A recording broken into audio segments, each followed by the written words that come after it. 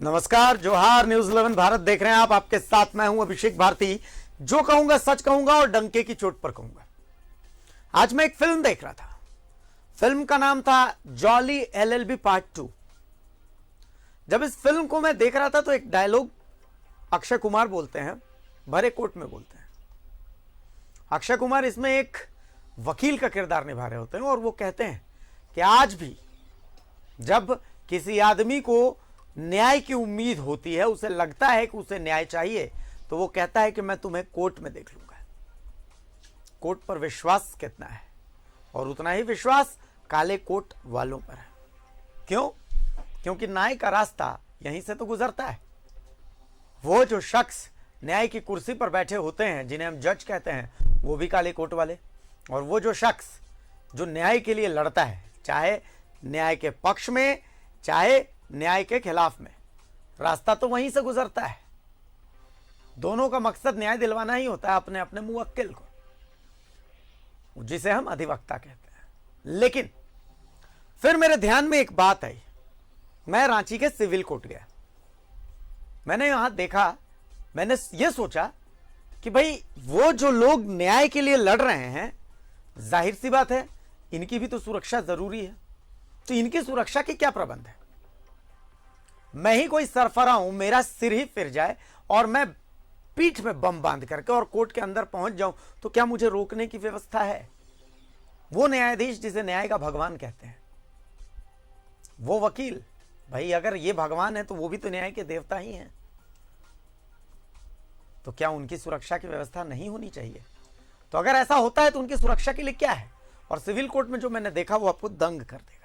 आज चर्चा इसी पर होगी कि भाई ये जो अधिवक्ता हैं, वकील हैं, ये जो न्यायाधीश हैं, आज सबकी बात होगी कि इनकी सुरक्षा किसके भरोसे है, और ये बात होगी डंके के चोट पर।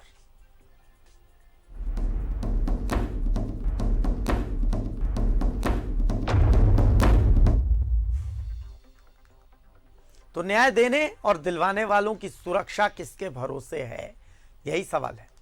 आप सोच रहे होंगे कि यह सवाल हम क्यों पूछ रहे हैं। तो यह सवाल इसलिए कि जरा सोचिए, कोर्ट जाता कौन है?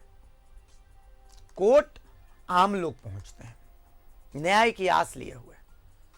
कोर्ट पहुंचते हैं वो लोग जिन पर आरोप लगे होते हैं, इस उम्मीद में कि उन पर लगे आरोप धुल जाएंगे।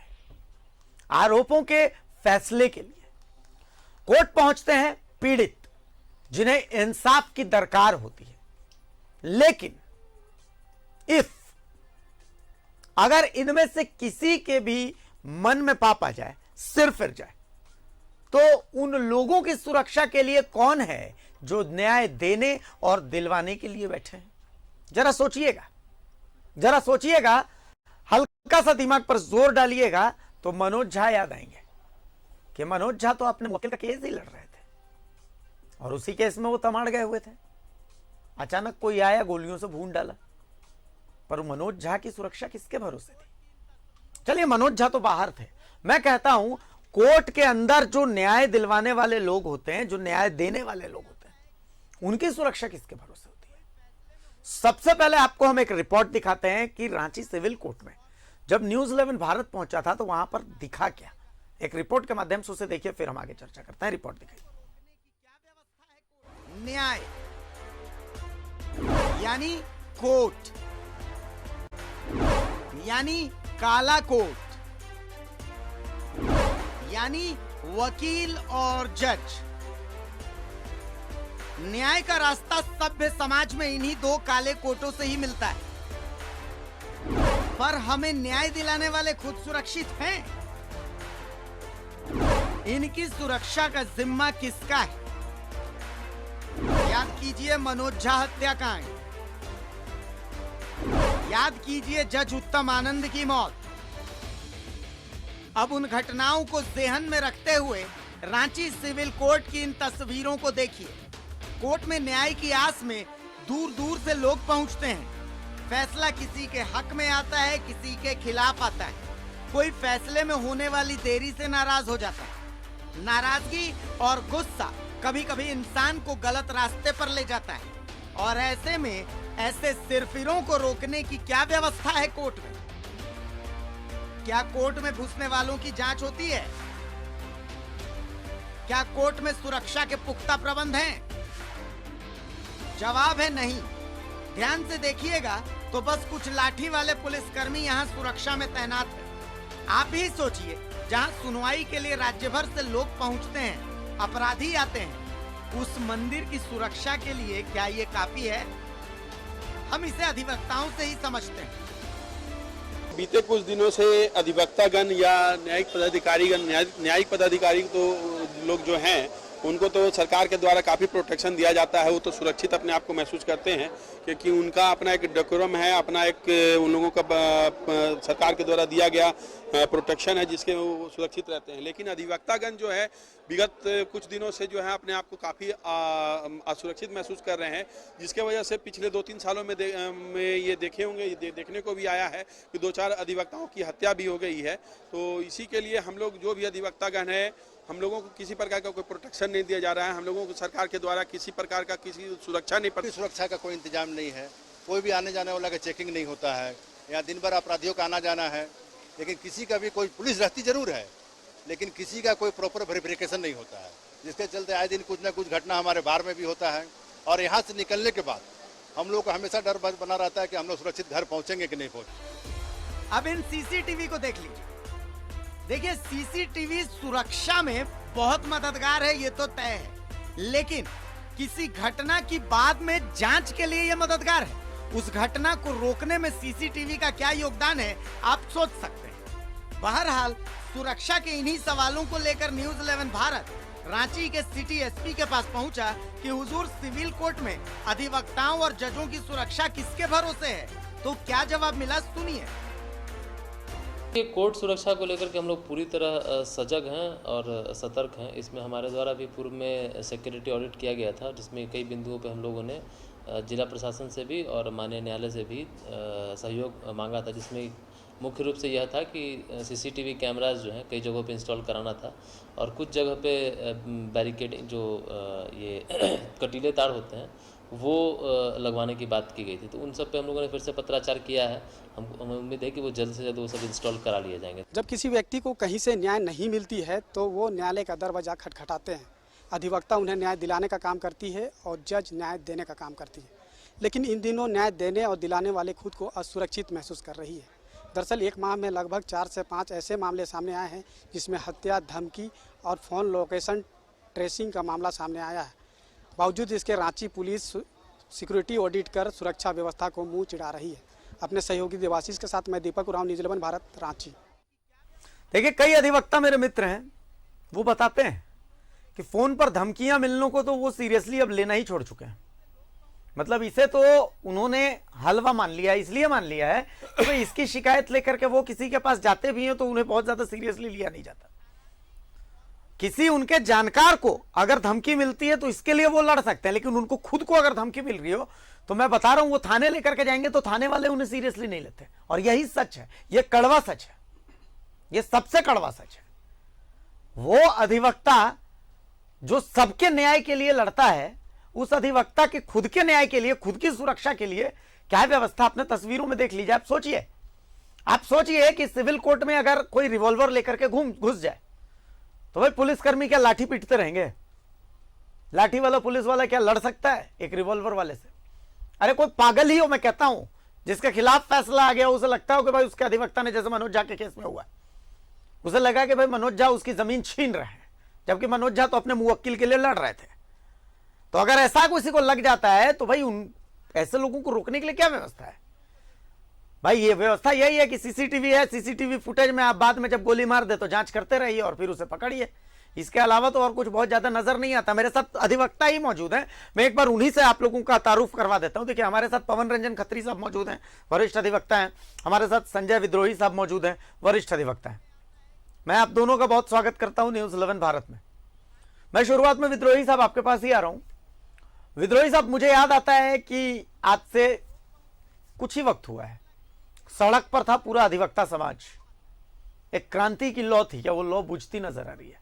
मतलब क्या लग रहा है कि सब भूल गए?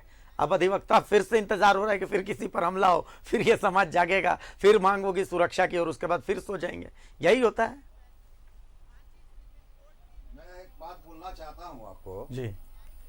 कि पहले तो मैं न्यूज़ 11 का शुक्र अदा करूंगा कि मनोज झा जी की जो हत्या हुई, मैं याद करता हूं कि मुझे उस समय बुलाया गया था उत्तम आनंद जी की जो मृत्यु हुई थी जी। उस डिबेट में जी। और उसमें मैंने बहुत जोर से अपनी बातों को रखा था मनोज झा की हत्या को लेकर, जिसमें आपने संज्ञान लिया, माने न्यूज़ 11 ने संज्ञान लिया और उसको आज जिस तरीके से आपने वर्णित किया है वो एक हम अधिवक्ताओं के लिए आप न्यूज़ 11 का एहसान रहेगा, क्योंकि अभी तक जी मनोज झा के हत्या के बाद भी सरकार के द्वारा केवल यही बात आई है कि उन लोगों ने बोला कि हमने हत्या करने वाले लोगों को पकड़ लिया, उसमें भी मेन अभियुक्त अभी तक शायद नहीं पकड़ाया। फरार।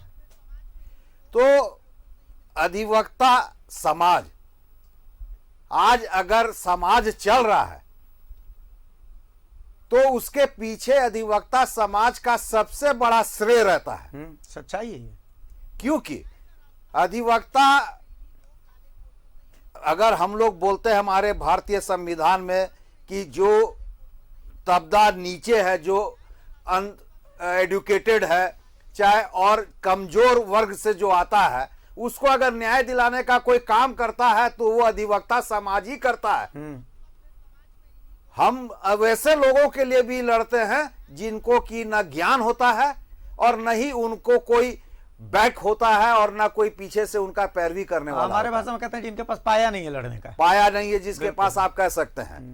अब सबसे बड़ी बात आज के समय में होती है जमीन जायदाद की। तो जमीन जायदाद को लूटने का काम कर रहा है जितना अधिकारी लोग है। सच्चाई है। तो अधिकारियों से भी बचाने का काम जो नीचे तबके के हैं, जो गांव के रहने वाले हैं, उनको न्याय दिलाने का काम हम लोग करते हैं। हम लोग शहर में रहते हैं लेकिन उनको न्याय दिलाने का काम करते हैं। लेकिन जो सरकारी पदाधिकारी गांव में पोस्टेड होते हैं वो उनको लूटने का काम करते हैं। चाहे आप अंचल कार्यालय में देख लीजिए, चाहे आप और कहीं भी देख लीजिए। आप भी, मुझे याद है कि आज से 3-4 दिन पहले ही अंचल कार्यालय से भी संबंधित एक रिपोर्ट आपने दिखाया था कि एक कर्मचारी किस तरीके से अपना धन अर्जित किया है, किस तरीके से वह प्रॉपर्टी अर्जित किया है। तो जो प्रॉपर्टी अर्जित कर रहा है, देखिए, जो गलत काम करने वाला है उसको डर कम लगता है और जो सही काम करने वाला रहता है उसको डर ज्यादा लगता है। हम न्याय दिलाने का काम करते हैं लेकिन अपने प्रति हमको जो एक डर है उसका कोई भी हम लोगों का निदान आज तक न सरकार के द्वारा किया गया, न किसी पदाधिकारी के द्वारा, और खास तौर पे पुलिस विभाग के द्वारा तो हमको कोई भी प्रोटेक्शन देने का काम नहीं किया गया। हम लोगों की एक मांग जो है एडवोकेट प्रोटेक्शन एक्ट को लेकर तमाम कई सालों से हम लोग लगे हुए हैं। मैं याद करता हूं कि 2018 में अधिवक्ताओं ने मुझे चुनकर बार काउंसिल भेजा और उन लोगों को हमने खाली यही एश्योरेंस दिया था कि हम जाएंगे वहां पे, आप लोगों के अगर हमको चुन के भेजा तो एडवोकेट प्रोटेक्शन एक्ट लाने का काम करेंगे, हम अपने आप को प्रोटेक्ट करने का काम करेंगे। लेकिन दुर्भाग्य है 2018 से लेकर 2021 3 साल हमने बिता दिया। कई बार हमारा एडवोकेट प्रोटेक्शन एक्ट से संबंधित हमने ड्राफ्ट कॉपी भी सरकार के पास भेजा, पूर्व के सरकार के पास भी भेजा, वर्तमान सरकार के पास भी भेजा, जिसपे कोई कार्रवाई नहीं हुई। रहा बात कोर्ट के अंदर में आपकी सुरक्षा का, तो मैं ये बतलाना चाहता हूं, जैसे ही उत्तम आनंद जी की मृत्यु हुई पूरे भारत में एक भूचाल सा आ गया था कि एक न्यायिक पदाधिकारी की मृत्यु कैसे हो गई, जिसकी जांच के लिए सीबीआई जांच तक को दे दिया गया और सीबीआई जांच भी किया। पहले उन्होंने निकाला कि मैं जो भी इसको इंफॉर्मेशन देगा उसको 5 लाख रुपया दिया जाएगा, अब जो इंफॉर्मेशन देगा उसको 10 लाख रुपया दिया जाएगा। तो एक इंडिपेंडेंट एजेंसी अगर इस तरीके से जांच कर रही है तो हम अधिवक्ताओं की सुरक्षा का तो कोई मापदंड ही नहीं हो सकता है। हम अधिवक्ता, एक बात मैं आपको और बतलाना चाहता हूं, शुरू से जब से हम लोगों ने ये वकालत, ये अपना पेशा चुना था, हम लोग यही सुनते आए हैं कि सिक्का के 2 पहलू हम होते हैं, बार और बेंच होते ही हैं। नहीं, ये बात एक कहावत के तौर पे अब आप लीजिए, सिक्का के पहलू को जब भी आप उछालिएगा सिक्का को, तो जब वो जमीन में गिरेगा तो वो बेंच ही दिखेगा। इसलिए कि दोनों तरफ जो उस सिक्के का जो है वो शोले के डायलॉग की तरह है कि उसमें बेंच लिखा रहता है, बार तो उससे हटा दिया गया है। इसलिए हटा दिया गया है बार को कि बार की अहमियत उन लोगों के सामने, बेंच के सामने आज के समय में कुछ नहीं रही है। पुख्ता इंतजाम की बात हुई, अभी सुप्रीम कोर्ट ने संज्ञान लिया था और ऑडिट करवाया था सुरक्षा की। उसमें भी सुरक्षा किसकी ऑडिट हो रही है?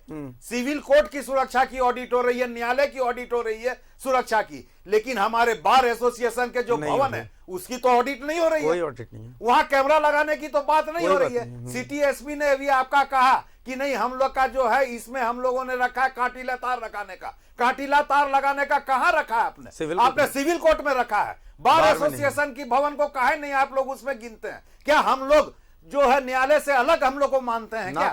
हम लोग न्यायालय दिलाने का काम करते हैं। हम अगर जाके ये न्यायालय में बतलाएंगे तभी कोई न्यायालय जो है ना उसमें आदेश पारित करेगा। न्यायालय अपने से कभी आदेश पारित नहीं कर सकता है। उनको जानकारी भी रहेगा तब भी हमको बतलाना पड़ेगा कि इसमें ये बात है, तब उसमें आदेश होता है। बहुत गंभीर बात है। लेकिन सुरक्षा की बात आती है तो खाली न्यायिक पदाधिकारियों को, आप जितने न्यायिक पदाधिकारी है आप देख लीजिए कि हर न्यायिक पदाधिकारी को उनको गार्ड मिला हुआ है। लेकिन हमारे कितने सीनियर एडवोकेट हैं, आज तक किन्हीं को गार्ड क्यों नहीं मिलता है? उनको सुरक्षा क्यों नहीं मिलता है? क्या हमारे सीनियर एडवोकेट जो इतने इतने मुकदमे लड़ते हैं और उनके बहस के कारण जो है डिलीवर होता है जजमेंट, क्या वो उनको डर नहीं है? हमारे सीनियर एडवोकेट्स को क्या उनको गोली मारने का, उनको जो है न्याय दिलाने का काम जो वो करते हैं तो उनको कोई गोली मार देगा ये डर उनको नहीं है? पवन खत्री जी के पास मैं आ रहा हूं। पवन जी, तमाम बातें तो आप भी सुन रहे हैं। देखिए, उद्गार है असल में, ये एक अधिवक्ता के अंदर का ये आक्रोश है असल में। ऐसा है कि समाज को जब से आज़ादी मिला है तब से लेकर के आज तक समाज को एक धागा में पिरोने का काम अधिवक्ता किया है और सुंदर स्वच्छ समाज बनाने का काम भी अधिवक्ता समाज करता आया है, जिसमें उसकी अहम भूमिका रही है। लेकिन दुर्भाग्यपूर्ण बात है कि राज्य सरकार से लेकर के केंद्र सरकार तक में 1/3 जितने भी हमारे मंत्री और नेतागण हैं वो 4 आना हम लोगों के अधिवक्ता समाज के बीच के हैं। लेकिन वहाँ उनकी उतनी संख्या होने के बावजूद भी अधिवक्ताओं के प्रति सोचने का काम किसी ने नहीं किया। अधिवक्ता समाज को एक है दृष्टि से देखा जाता है, मेरी माना जाए तो, क्योंकि अधिवक्ता समाज शुरू से गरीब दबे कुचले लोगों को न्याय दिलाने का काम करते आया है। अपने बारे में वो कभी नहीं सोचा। लेकिन इस समाज में जो भी ये सरकार है या फिर और भी जो भी एजेंसियां हैं उनके द्वारा अधिवक्ता समाज को हे दृष्टि से देखा जाता है। अधिवक्ता समाज के लिए आज तक किसी ने नहीं सोचा। पवन जी, बिल्कुल आप सही बात कह रहे हैं कि भाई सोचा तो नहीं है। मैं एक सवाल आपसे लेना चाह रहा हूं, क्योंकि मैं देख रहा था कि उस रिपोर्ट में आपकी बाइट लगी हुई थी। तो पवन जी, सिविल कोर्ट की सुरक्षा चाहे बार की सुरक्षा, मैं दोनों की बात कर रहा हूँ। क्योंकि संजय जी ने मुझे एहसास दिलाया कि मैं गलत बोल रहा था, मैं सिर्फ सिविल कोर्ट की सुरक्षा की बात कर रहा था। पर संजय जी की बात सुनने के बाद अब मुझे लगता है कि मैं सिविल कोर्ट के साथ में बार की सुरक्षा की बात करता हूं। तो मैं देखता हूं कि भाई सिविल कोर्ट की सुरक्षा में तो खैर कुछ है ही नहीं, और बार की सुरक्षा में तो खैर बात ही करने की जरूरत नहीं है। मतलब जो सिविल कोर्ट की सुरक्षा में वो भी नहीं है बार की सुरक्षा में। तो आखिर ऐसा मतलब क्यों, कहां पर त्रुटि रह जा रही है? त्रुटि ये रह जा रही है कि सब कुछ जो भी कुछ हो रहा है सिविल कोर्ट में जितने भी अधिवक्तागण हैं वो बार के जो भी अधिवक्तागण हैं वो बेंच के ही एक अभिन्न अंग हैं। लेकिन बेंच में जो भी लोग न्यायिक पदाधिकारी बैठे हैं या जो भी ऑफिसर बैठे हैं वो अपना सिर्फ सुरक्षा देखने में लगे हुए हैं और अधिवक्ताओं के प्रति किसी का ध्यान आकर्षित नहीं हुआ। जैसे कि मान लीजिए सिविल कोर्ट में आपने जैसे कि अभी रिपोर्ट में दिखलाया या कि वहाँ पे सीसीटीवी कैमरा लगा हुआ है, वहाँ पे कटीले तार लगाने की व्यवस्था की गई है, तो वो सारा चीज़ जो भी होता है वो प्रशासनिक पदाधिकारियों के द्वारा एक ऑडिट किया जाता है साल में 2 बार, जिसके दरमियान में ये सब चीज़ देखा जाता है। ये स्ट्रेटेजी बनाया जाता है कि किस तरीके के लोगों को प्रोटेक्शन दिया जाए। तो वहाँ पे सिविल कोर्ट में होना चाहिए कि वहाँ पे मेडिकल डिटेक्टर होना चाहिए और जहाँ पे भी प्रवेश और निकासी का द्वार है वहाँ पे प्रशासन के व्यक्तियों को होना चाहिए। लेकिन ऐसा कुछ भी नहीं है वहाँ पे, ना ही किसी प्रकार का कोई प्रशासनिक पदाधिकारी वहाँ पे नियुक्त किए जाते हैं और ना ही किसी प्रकार की कोई सुरक्षा व्यवस्था है, बल्कि वहाँ पे जो लोग जो जितने भी लिटिगेंट्स आते हैं उन लोगों की भी एक पहचान होनी, मतलब पास होनी चाहिए, निर्गत होनी चाहिए, जिससे पता चले लोगों की कौन लोग किस केस के माध्यम से जा रहे हैं। क्योंकि कोई आदमी क्या लेके जा रहा है, नहीं लेके जा रहा है, उसके पास क्या है नहीं है, इस चीज़ से लोग हम लोग अनभिज्ञ रहते हैं, जिसके वजह से आए दिन न्यायालय परिसर में 2-3 घटनाएं हो चुकी हैं। विगत कुछ दिनों पहले हजारीबाग में भी एक गैंग वार हुआ था। हाँ, बिल्कुल। और एक आपको याद होगा तो जमशेदपुर में भी एक बार हुआ था। तो इस तरीके की घटनाएं होती रहती हैं। और जहां तक अधिवक्ता समाज जो है, अधिवक्ता समाज में 2 पक्ष होते हैं, एक जो जीतता है, एक हारता है। हाँ, ठीक है। लेकिन जो आदमी उसमें जीतता है वो आदमी को हमेशा शक और भय बना रहता है कि विरोधी पार्टी अब उसके साथ क्या करे क्या नहीं करे। तो इस तरीके का चीज जो है वो आता रहता है और अधिवक्ता समाज अपने आप को असुरक्षित समझ रहा है वहां पे, और सरकार के द्वारा और ना ही प्रशासन के द्वारा किसी प्रकार का कोई भी सुरक्षा व्यवस्था वहां नहीं किया जा रहा है। जितनी भी बातें बोली जा रही हैं या अभी बोली गई हैं वो सारी सिर्फ कागजी कार्रवाई पे ही चल रही हैं, लोगों को भ्रमित करने के लिए, और किसी प्रकार की कोई भी व्यवस्था हमारे रांची व्यवहार न्यायालय को छोड़ दीजिए, झारखंड में जितने भी यहाँ पर न्यायालय हैं वहां भी सिविल कोर्ट में किसी प्रकार की व्यवस्था नहीं की गई है और ना ही है। संजय जी, मैं एक बात और बोलना चाहता हूं कि जैसे जो सोशल ऑडिट, सुरक्षा ऑडिट की बात हुई अभी, जहां तक मेरी जानकारी में है, बाकी जगह का मैं नहीं कह सकता हूं, लेकिन रांची व्यवहार न्यायालय में एक बैठक की जाती है न्यायायुक्त महोदय के द्वारा। अच्छा, जिसमें कि हर डिपार्टमेंट के लोग सम्मिलित होते हैं। अच्छा, चाहे वो नगर निगम के हों, पुलिस विभाग के हों, पीडब्ल्यूडी के हों, चाहे और भी कई विभाग के जो है लोग उसमें ऑडिट होते हैं। और जब मैं महासचिव था तो संयोग से एक बैठक में मुझे भी सम्मिलित होने का मौका मिला। अच्छा, वो भी मैं समझता हूं कि न्यायायुक्त महोदय ने गलती से मुझे बुला लिया था, क्योंकि उसके बाद मैंने कभी नहीं देखा कि उस बैठक में एसोसिएशन के पदाधिकारियों को निमंत्रण दिया जाता है। अच्छा, वो इसलिए मैं ऐसा सोचता हूं कि उन लोगों के मन में यह भय रहता है कि अगर अधिवक्ता समाज से जो उनके एसोसिएशन है उनके पदाधिकारियों को बुलाया जाएगा तो जो सरकारी पदाधिकारियों की जो बैठक हो रही है उसमें वो क्या मांग रखेंगे और अपने विषय में क्या वो मांगेंगे वो कहना मुश्किल रहेगा। मुझे अच्छा से याद है, मैं अभी ये बात बतलाना इसलिए मुनासिब समझता हूं कि उसी बैठक में मैंने 2-3 मांग की थी। अच्छा, और दोनों तीनों मांग मेरी मान ली गई थी। अच्छा, और वो उसी का देन है आज कि हमारे जो कैमरा लगाने की जो बात सिविल कोर्ट में हुई उसी में यह तय हुआ था कि हमारे बार एसोसिएशन में भी कैमरा लगाया जाएगा। अच्छा, लेकिन नहीं लगा। वो क्या है ना कि जो सरकारी पदाधिकारी होते हैं वो हम अधिवक्ताओं को अपना समाज समझते ही नहीं है। अच्छा, वो हम लोगों को है दृष्टि से देखते हैं, जो कि वो हम लोगों को ऐसा लगता है जैसे वो हम लोगों से नफरत करते हैं। ऐसा क्यों? वो इसलिए कि उनको लगता है कि अगर हम लोग जागरूक हो जाएंगे तो वो लोगों को मूर्ख नहीं बना सकते। उनकी दुकानदारी बंद हो जाएगी। उनकी दुकानदारी, आप कह सकते हैं कि उनकी दुकानदारी बंद हो जाएगी। आज हमारे बार एसोसिएशन से सिविल कोर्ट, आप सुरक्षा की बात करते हैं, हमारे माननीय अधिवक्ता ने बोला कि वहां पे चेकिंग होना चाहिए, लेकिन एक खाली द्वार है। हमारा जो बार भवन है उसमें 3000 अधिवक्ता बैठते हैं। हाँ, ठीक है। और उससे सिविल कोर्ट में जाने का एक द्वार है जिसकी की चौड़ाई मैं समझता हूं 8 फीट से ज्यादा नहीं है। 8 फीट के आसपास। तो 8 फीट के रास्ता से 4000 अधिवक्ताओं को आना जाना, और एक अधिवक्ता के पीछे में कम से कम 20 मौकिल आते हैं। 20 क्लाइंट, हाँ, कम से कम 20 क्लाइंट आते हैं। तो आप 4000 को अगर 20 से गुना करते हैं तो आप समझ लीजिए कि वो कई हजारों में संख्या पहुंच जाता है। तो उस गेट से आना जाना वो मुमकिन नहीं है कि आप वहां पे मेटल डिटेक्टर, एक बार उसी में चर्चा हुई थी, जो हम लोगों की बैठक हुई थी कि मेटल डिटेक्टर लगा लिया जाएगा। तो उसमें कोई हमारे जो माननीय आज सिटी एसपी ने अपना बयान जो दिया, उस समय के जो तत्काल माने उस समय जो सिटी एसपी थे उन्होंने अपना बयान में कहा था हम लोग पास बना देंगे। अच्छा, गेट के अंदर जो घुसेगा उसका पास बना देंगे। अच्छा। कैसा पास?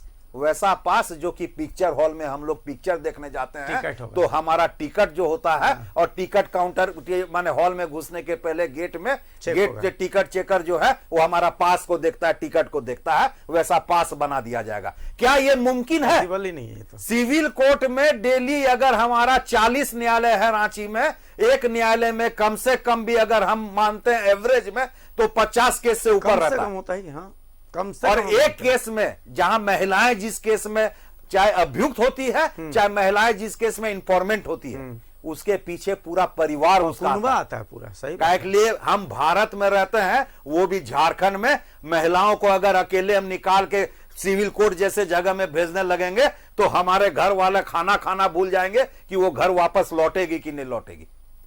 वो किसकी गलती है? प्रशासन की गलती है। और भोक्ता कौन है? हम अधिवक्ता समाज। हमारे अधिवक्ता समाज का अगर प्रोटेक्शन की बात आप कहिएगा तो किसी को इसका ख्याल नहीं है, किसी को इसका इल्म नहीं है, किसी को इसकी चिंता नहीं है। हमारे प्रोटेक्शन आप कितना हमारे पूरे अधिवक्ता समाज में रांची में अगर सिविल कोर्ट और हाई कोर्ट मिलाकर अगर आप लीजिएगा तो और भी विभिन्न न्यायालय, काहे के लिए यहाँ बहुत ट्रिब्यूनल्स हैं, बहुत सारे, हाँ। बहुत ट्रिब्यूनल्स हैं, बहुत यहाँ पे जगह और न्यायालय है, लेबर कोर्ट है, हमारा इंफॉर्मेशन कोर्ट है, हमारा कई कोर्ट्स हैं जिसमें कि हमारे यहाँ करते हैं। किस अधिवक्ता को आपने देखा कि उसको बॉडीगार्ड मिला हुआ है कि उसकी सुरक्षा की जाए? लेकिन एक भी न्यायालय में आप बतला दीजिए कि किसी पदाधिकारी को जिसको कि आपको प्रोटेक्शन नहीं मिला हुआ। तो आज हमको चिंता सताती है। हमको यह चिंता नहीं सताती है कि आपको काहे मिला हुआ है, हमको ये कभी चिंता नहीं सताएगी, आपको मिले, लेकिन हमारी भी चिंता कीजिए, हमको भी हमारी भी सुरक्षा कीजिए, हमको भी मिले। हमारे वैसे अधिवक्ता जो सीनियर हैं, जो डेली लड़ते हैं मुकदमा और कई लोगों को जिताते हैं, तो जो देखिए आज के समय में अगर सबसे ज्यादा भ्रष्ट और भ्रष्टाचार है तो वो जमीन से लेकर संबंधित मुकदमों का है। आप चले जाइए, आप बात करते हैं सुरक्षा की, हम लोग सिविल कोर्ट की सुरक्षा की बात कर रहे हैं। आप एग्जीक्यूटिव कोर्ट में चले जाइए, वहां की स्थिति तो और भी खराब है, बुरी है। मैं तो देख और भी बुरी है, बिल्कुल। वहां पे तो आप यहाँ पे कम से कम अपने गेट के अंदर से तो घुसते हैं, वहां पे अगर आप एसडीओ कोर्ट में चले जाइए, मजिस्ट्रेट कोर्ट में चले जाइए, डीसी कोर्ट में चले जाइए, कमिश्नर कोर्ट में चले जाइए, वहां की स्थिति देखिएगा तो आपको बिना देखे आपके आंख से आंसू गिरने लगेगा। वहां लड़ाई कौन सी होती है? पूरे एसडीओ कोर्ट में खाली जमीन से संबंधित मुकदमे की मामले तो वही है एसडीओ कोर्ट में, जमीन तो जब जमीन से संबंधित मुकदमे में जिसको हमने जिताया वो मनोज झा, जिसको हमने खोया, काहे खोया? इसलिए खोया कि हमने अपने मौकिल को जमीन जिताकर दिलाने का काम किया था। जिसने हारा उसको तो लगा कि उसका अरबों का प्रॉपर्टी चला गया, सही बात उनका करोड़ों का प्रॉपर्टी चला गया, तो वो बोला इसी आदमी के कारण जो है, इसी अधिवक्ता के कारण हमारा प्रॉपर्टी गया है, हम इसी को काहे नहीं खत्म कर दें। नहीं तो अब सवाल ये है, मैं एक बार पवन जी से ये समझना चाहूंगा कि एक्सपेक्टेशन क्या है। देखिए अब झारखंड की सरकार भी सुन रही है, सो पुलिस का महकमा भी सुन रहा है, तो आप लोगों की एक्सपेक्टेशन क्या है? मतलब क्या चाह रहे हैं? हम लोगों का अधिवक्ता समाज का एक्सपेक्टेशन ये है कि जो भी है सुरक्षा हम लोगों को मुहैया सरकार के द्वारा कराना चाहिए और अधिवक्ता समाज को है दृष्टि से नहीं देखना चाहिए। अधिवक्ता समाज भी इस समाज का एक अभिन्न अंग है। जिस तरीके से मान लीजिए किसी प्रकार का कोई भी अगर नेता या मुख्यमंत्री या किसी प्रकार का किसी भी आदमी की उपस्थिति जिस दिन न्यायालय में रहती है, उस दिन की सुरक्षा व्यवस्था देखिएगा तो चकाचौंध कर देगा, तो बहुत कड़ी सुरक्षा रहती है। लेकिन वो सुरक्षा आम दिन भी होना चाहिए, सब अधिवक्ताओं के लिए होना चाहिए, लेकिन अधिवक्ताओं के लिए किसी प्रकार की कोई सुरक्षा प्राप्त नहीं कराई जाती है। और अधिवक्ताओं की सुरक्षा की जहां तक बात है, तो अधिवक्ताओं की सुरक्षा के लिए वहां पर जो भी प्रीमाइसेस है, अधिवक्ता अगर घर से काम करने के लिए न्यायालय के लिए निकलते हैं तो उनको शक और भय बना रहता है कि वो शाम तक सुरक्षित अपने घर में पहुंच पाएंगे कि नहीं, अपनी माँ बहनों से मिल पाएंगे दोबारा कि नहीं। आज की ये हालात हो गई है। इसी के लिए प्रशासन को इसमें कड़ा रुख अपनाते हुए हम अधिवक्ताओं को और सरकार को भी ये चाहिए कि अधिवक्ताओं को सुरक्षा मुहैया कराए, ताकि अधिवक्ता समाज अपने आप को सुरक्षित महसूस कर सके। संजय जी, मतलब इसका फॉर्मूला प्रशासन से क्या है? मतलब देखिए, मैं ये बोलना चाहता हूं कि मैं बार काउंसिल का सदस्य भी, हाँ ठीक है, बार काउंसिल में पूरे झारखंड से 25 सदस्य चुन के आते हैं। ठीक है, आज भी ये स्टैट्यूटरी बॉडी है, संवैधानिक संस्था है, लेकिन किसी भी प्रतिनिधि को आज तक सुरक्षा हेतु सुरक्षा गार्ड नहीं प्रदान किया गया। ये बहुत ही दुखदाई। उससे आश्चर्य के बाद देखिए कि कैबिनेट में मैं कभी डिस्कशन या विधानसभा में मैं कभी नहीं देखा कि अधिवक्ताओं का मुद्दा उठ रहा है। यूं करके कागज लहराते हैं कि भाई डॉक्टरों को सुरक्षा नहीं, इनको सुरक्षा नहीं, उनको सुरक्षा नहीं, पत्रकारों को सुरक्षा नहीं, तमाम चीजें आती हैं, लेकिन अधिवक्ताओं को सुरक्षा नहीं, ये मैंने कभी कहीं देखा ही नहीं। इसलिए इसी पटल पे इसलिए कि वो जानते हैं कि हम अधिवक्ता जो है ना, हम लोग के अधिवक्ता समाज में भी कुछ खामियां है। ऐसा नहीं कि हमारे अधिवक्ता समाज में खामियां नहीं है। हम अपनी लड़ाई को लड़ने का जो मुद्दा जो है मेरा, उसको ठीक से हम लोग लड़ नहीं पाते हैं। उसके पीछे हमारे आपस की गुटबाजी भी है। मैं ये अपने पूरे अधिवक्ता समाज से अपील करता हूं कि अपनी सुरक्षा, अपनी इज्जत हम लोगों के अपने हाथ में है जी। अगर हमारी सुरक्षा सरकार नहीं कर रही है और मेडिकल प्रोटेक्शन एक्ट लाने की बात करती है, आप देखिए कर्मचारी जो कि अंचल में रहते हैं, उन लोग अपने सुरक्षा के लिए एक प्रोटेक्शन बिल लाने की बात करते हैं और उसको अनुमोदित होने की बात होती है। हाँ, बात होती है। कितने हमारे कर्मचारी हैं पूरे झारखंड में, और मेरे पूरे झारखंड में अगर अधिवक्ता है तो 50,000 से करीब कम अधिवक्ता नहीं है। लेकिन 50,000 अधिवक्ताओं की कोई गारंटी नहीं है कि वो सुरक्षित रहेंगे कि नहीं रहेंगे। लेकिन उनको सुरक्षा चाहिए, सरकारी पदाधिकारियों को सुरक्षा चाहिए, पुलिस प्रशासन जो पुलिस दूसरे को सुरक्षा देती है, पुलिस के एसोसिएशन को सुरक्षा चाहिए, लेकिन आप लोगों को नहीं, लेकिन अधिवक्ता को सुरक्षा नहीं चाहिए। इसलिए कि अधिवक्ता को, मैं फिर बोलता हूं, आप पूरे कोविड काल में आप देख लीजिए, सरकार हर लोगों के लिए कोई ना कोई कुछ ना कुछ की है। हाँ, हर लोगों के लिए कोई ना कोई स्कीम लाई। और सबसे दुखदाई बात मेरी ये रही कि हमारे रांची के न्यायुक्त उपायुक्त महोदय ने एक नोटिफिकेशन निकाला था कि हम माने जजेस के लिए एक कोविड सेंटर बना रहे हैं। कितने जजेस हैं भाई मेरे पूरे रांची में?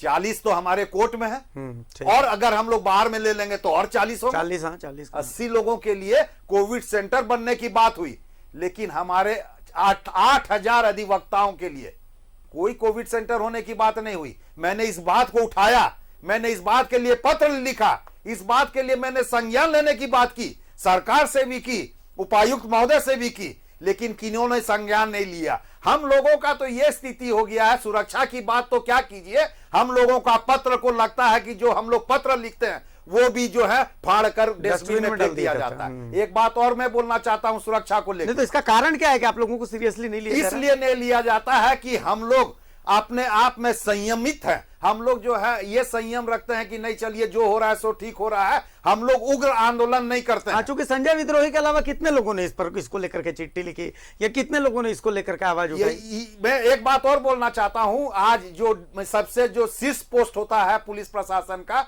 जिसको कि हम लोग आईजी कहते हैं ना, इंस्पेक्टर जनरल, हाँ, जो उनके पास अगर आप आज एक बात पूछ लीजिए न्यूज़ 11 के कार्यालय से कि अधिवक्ताओं से संबंधित कितना पत्र आपके पास में गया है जिसमें कि अधिवक्ता सुरक्षा मांग रहे हैं, अधिवक्ता के लिए जो सुरक्षा की बात की गई है, और कितने पत्रों का उन्होंने जवाब दिया? Not even a single. यही बात हमारे बार काउंसिल के जीबी में भी मैंने उठाया, हमारे बार काउंसिल के एग्जीक्यूटिव बैठक में भी हमने उठाया। हम लोग बात करते हैं वहां पे सुरक्षा के लिए, हम लोग बात करते हैं अपनी पत्र और मान सम्मान के लिए, लेकिन सम्मान और मान कहां हमको मिलता है? कहीं नहीं मिलता है। उसकी त्रुटि, उसकी दिक्कत, उसका अगर श्रेय जाता है तो हम अधिवक्ताओं में जाता है। हम अधिवक्ताओं को यूनाइटी अपना दिखाना पड़ेगा। अगर सिविल कोर्ट में आप सुरक्षा देने की बात करते हैं तो हमारे बार एसोसिएशन में भी आपको सुरक्षा देने की बात होनी चाहिए। बहुत बहुत मतलब ऐसी बात आपने कही है जो मुझे सोचने पर मजबूर कर रही है। पवन जी, मुझे लगता है संजय जी की बात से आप भी मतलब इस बात से तो इत्तेफाक रख रहे हैं कि कहीं ना कहीं एकजुटता की कमी है। जिस शिद्दत से आवाज उठनी चाहिए वो शिद्दत शायद नजर नहीं आती। दुर्भाग्यपूर्ण बात है कि हर एक समाज में जो भी लोग हैं, जो भी वर्ग के लोग हैं, सब लोग यूनाइट हैं, लेकिन हमारे अधिवक्ता समाज में बोला जाता है डबल ग्रेजुएट लोगों को बोला जाता है, लेकिन हमारा अधिवक्ता समाज अपने आप में यूनाइट नहीं है। जबकि सबसे एजुकेटेड समाज है ये। सबसे एजुकेटेड समाज है, जिसके और लेकिन उसके बावजूद भी हम लोग आपस में एकजुट नहीं हो पाए हैं, गोलबंद नहीं हो पाए हैं, जिसके वजह से हम लोगों को हे दृष्टि से लोग देखते हैं। और हम लोगों के प्रति जो भावना लोगों की होनी चाहिए, हम लोगों का जो कद्र हो समाज में होना चाहिए, वो हम अधिवक्ताओं को नहीं मिल पाता है। जहां तक सुरक्षा की बात है, तो सरकार के द्वारा कहीं भी जाकर के देखा जाएगा तो सुरक्षा के मद्देनजर से या और भी सब चीज के मद्देनजर से वहां पे सारी चीज की व्यवस्था की गई है। जिस तरीके से डिस्पेंसरी की व्यवस्था की गई है और सारी चीज की व्यवस्था की गई है, लेकिन हमारे बार एसोसिएशन में किसी प्रकार की कोई व्यवस्था नहीं की गई है। जहां तक हमने ऑडिट की बात कही, तो उस ऑडिट के दरमियान में 2 साल की जो ऑडिट होती है, उस दरमियान में प्रशासनिक पदाधिकारियों को ये देखना है कि किस तरीके की सुरक्षा मुहैया कराया जाए अधिवक्ताओं को भी और न्यायिक पदाधिकारियों को भी। लेकिन सिर्फ और सिर्फ जो सुरक्षा मुहैया कराया जाता है वो न्यायिक पदाधिकारियों को कराया जाता है और अधिवक्ता समाज को नहीं कराया जाता है। हम प्रशासन से ये चाहते हैं और सरकार से भी ये आपके माध्यम से कहना चाहते हैं कि हम अधिवक्ता भी समाज के एक अभिन्न अंग है। हम लोगों को भी सारी चीज की सुविधा उपलब्ध करानी चाहिए, क्योंकि हम ही लोग के द्वारा समाज एक दृढ़ मतलब संकल्प के साथ हम लोग समाज को एक अच्छा ढांचा प्रारूप हम लोग देते हैं, जिसके वजह से समाज चल रहा है। तो हम अधिवक्ताओं के लिए वहां पर हम लोग बार में जैसे कि एक डिस्पेंसरी होनी चाहिए, वहां पर डॉक्टरों की व्यवस्था होनी चाहिए, ताकि किसी प्रकार की कोई दुर्घटना मैं तो एक छोटा सा उदाहरण दे रहा हूं पवन जी कि 4000 लोग उस छोटे से गेट से आते हैं। मैं कहता हूं कि दुर्गा पूजा के मेले की तरह एक छोटा सा प्लास्टर ही टूट के अगर गिर गया तो कैसी भगदड़ मचेगी। बिल्कुल, मतलब आप सोच सकते हैं कि उसमें कितनी कैजुअलिटी हो सकती है। बिल्कुल। तो इस चीज के लिए जब हम हमारे अभी बड़े भाई ने ये बतलाया कि एक ऑडिट के दरमियान एक मीटिंग जो हुई थी, उस मीटिंग में मैं भी शामिल था, तो वहां पे हम लोगों ने ये प्रस्ताव रखा था न्यायिक महोदय के समक्ष में कि जो सुरक्षा व्यवस्था आप लोगों को मुहैया करा जा रहा है, और उन्होंने सही कहा कि जब ये महीना में एक बार, हर एक महीने एक बार मीटिंग होती है, क्राइम मीटिंग होती है, जिसमें सारी बातों को वहां पर निष्कर्ष किया जाता है, बातें की जाती हैं, विचार किया जाता है। लेकिन उस दरमियान में हम लोगों ने ये भी बोला था कि हमारे यहाँ एक डिस्पेंसरी की भी व्यवस्था करवा दीजिए, एक डॉक्टर बैठवा दिया जाए, ताकि वहां पे किसी प्रकार की कोई भी अधिवक्ता के साथ कोई दुर्घटना हो जाती है तो तत्काल रिलीफ के लिए उसको हम लोग वहां पर कुछ कर सके। और दूसरी चीज है कि वहां पर अधिवक्ताओं के लिए जितने भी लिटिगेंट्स आते हैं, तो प्रॉपर वे में वहां पर चेक कराने के लिए एक बार में भी हमारे यहाँ एक सीसीटीवी लगाया जाए, ताकि ये चीज जांच में या किसी प्रकार की दुर्घटना होती है तो ये समझ में आए कि कौन व्यक्ति आया, कौन व्यक्ति गया। और जहां तक मेटल डिटेक्टर का सवाल है, वो भी लगनी चाहिए, ताकि कौन आदमी आ रहे हैं, कोई लिटिगेंट्स क्या पर्पज से आ रहे हैं, नहीं आ रहे हैं, और उनके साथ क्या वेपन्स हैं, नहीं है, वो सारा चीज डिटेक्ट होना चाहिए। और आए दिन जैसे कि होता है कि 2 मुकिल जो होता है वो आपस में भिड़ जाते हैं, लड़ाई कर लेते हैं, मतलब हार जीत को लेकर के, तो उस समय भी हम लोग की स्थिति काफी भयावह हो जाती है कि हम लोग किसको मदद करें, किसके सामने गुहार कराएं। जी। और अगर हम लोग उस दरमियान में अधिवक्ता अगर जाता है बीच बचाव करने के लिए, तो उसकी फिर आपसी रंजिश बढ़ जाती है। तो इसी के लिए कि सभी नजरिए से देखा जाए तो हम अधिवक्ता समाज काफी भयभीत स्थिति में है, और हम लोग घर से अगर निकलते हैं तो शाम तक घर पहुंच पाएंगे या नहीं पहुंच पाएंगे, डर बनी रहती है। चलिए लास्ट 1 मिनट है, संजय जी कुछ कहना चाहिए। मैं एक बात और बोलना चाहता हूँ सुरक्षा के बात में ही, कि हमारे माननीय मुख्य न्यायाधीश, कार्यवाहक मुख्य न्यायाधीश DN पटेल जी पहले हुआ करते थे, जो अभी दिल्ली में मुख्य न्यायाधीश हैं। उनके समय में एक हमारे बार एसोसिएशन के सामने जो भूखंड है, जिसमें एजुकेशन डिपार्टमेंट चलता है, और जो सिविल कोर्ट के सामने में जो भूखंड है जिसमें सेल टैक्स डिपार्टमेंट है, इसको देने की बात हाई लेवल इंफ्रास्ट्रक्चर एक कमेटी होती है झारखंड हाई कोर्ट में, जिसमें कि झारखंड के जितने सेक्रेटरीज होते हैं, मैक्सिमम सेक्रेटरीज उसमें आते हैं, उसमें वो भूखंड हम लोगों को देने की बात हो गई थी।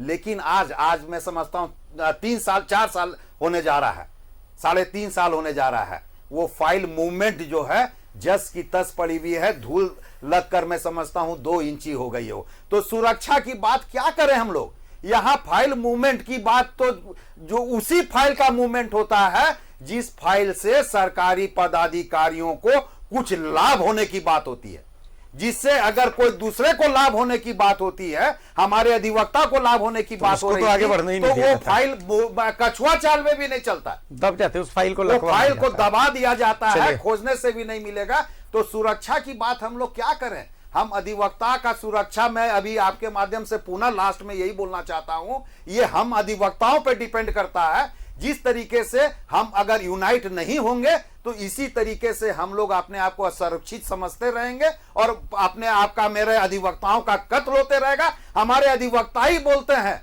जो कत्ल हुआ मनोज झा का, हम लोगों ने रोड में निकल के उसका प्रोटेस्ट करने का, पूरे भारत को बतलाने का काम किया था, लेकिन हमारे ही कुछ अधिवक्ता बोलते हैं कि ये गलत है, प्रोटेस्ट नहीं होना चाहिए। तो आखिर क्या होना चाहिए? हमको आके कोई गोली मार दे, आप शोक भी नहीं कीजिए, यही होना चाहिए? मैं अधिवक्ता समाज को जगाना चाहता हूं, मैं अधिवक्ता समाज से आह्वान करना चाहता हूं, जिस तरह से प्रोटेक्शन सिविल कोर्ट को देने की बात हो रही है, वहां के न्यायिक पदाधिकारियों को देने की बात हो रही है, हम अधिवक्ताओं को भी मिलने की बात समय का अभाव है हमारे पास। मैं बहुत शुक्रिया कहना चाहता हूं संजय विद्रोही साहब को, बहुत शुक्रिया कहना चाहता हूं पवन खत्री साहब आपको भी, और शुक्रिया मैं कहना चाहता हूं संजय विद्रोही साहब, पवन खत्री साहब के आपने एनलाइट किया हमें कि सवाल सिर्फ सिविल कोर्ट की सुरक्षा का नहीं, सवाल बार की भी सुरक्षा का है, सवाल अधिवक्ताओं की भी सुरक्षा का है। एवरी लाइव्स मैटर, हर जान की कीमत है।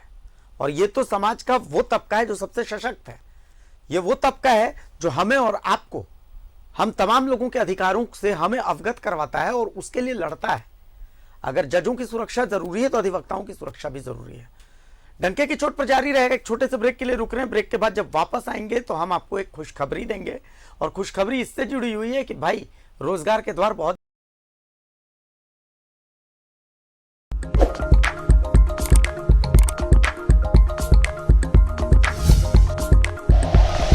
Like the video, subscribe to the channel and press the bell icon for latest video updates.